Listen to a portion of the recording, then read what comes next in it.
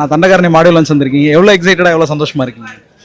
இது நான் பண்ணியிருக்க படம். இது ஆர்ட் டைரக்டராக நான் பண்ணியிருக்கேன். ரொம்ப மகிழ்ச்சியாக இருக்குது. ரொம்ப நாளுக்கு அப்புறம் படம் தள்ளி தள்ளி போயிட்டு இப்போது ரிலீஸ் ஆகுறதுன்றது ரொம்ப ஆரோக்கியமான மகிழ்ச்சியான விஷயமா இருக்குது. வேறு படத்தில் 2 பாடல்கள் ரிலீஸ் ஆகிருக்கு. நான் 2 பாடல்கள் கேட்டிங்களா? உங்களுக்கு மனசுக்கு நெருக்கமான பாடல் இது?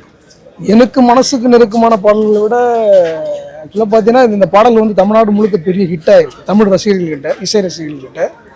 ஜஸ்டினோட ஆக்சுவலாக பார்த்தீங்கன்னா இப்போ ஜஸ்டின் வந்துட்டு இப்போ எப்படி சொல்கிறதுனா நவீன இளையராஜாவாக தான் நான் பார்க்குறேன். அப்படி ஒரு உண்மையிலே வந்துட்டு ஒரு ஒரு உயிரை உருக்கக்கூடிய ஒரு நம்ம உணர்வுகளை தொடக்கூடிய ஒரு இசையமைப்பை வந்துட்டு இந்த படத்தில் கொடுத்துருக்குறேன். உண்மையிலே நான் ஏற்கனவே வந்துட்டு ஜஸ்டினுக்கு நான் மிகப்பெரிய ரசிகன்.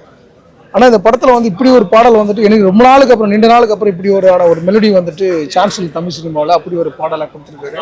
இன்னும் 2 பாடல்கள் தமிழ் சினிமா இன்னும் அந்த படத்தில் இருக்குது. அதுவுமே மிகப்பெரிய இப்போ ஆக்சுவலாக ரிலீஸ் ஆகிருக்குன்னு நினைக்கிறேன். இன்றைக்கி நாளையிலேருந்து பார்ப்பீங்க. மிகப்பெரிய ஒரு வெற்றி அடையக்கூடிய ஒரு பாடல்.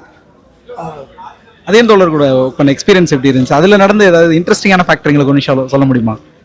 அதியன் வந்துட்டு அதான் அதியன் வந்துட்டு இன்னைக்கு வந்துட்டு ஒரு கதை புதையலாக தான் வந்துட்டு இருக்குதா. ஏன்னா அதியனுடைய வாழ்க்கை, அதியனுடைய அனுபவம், அதியன் கடந்து வந்த பாதை என்பது கரடுமுரடானது. அது காற்றாட்டு வெள்ளத்தில் நீந்து வந்த ஒரு ஆள் தான் அவன்.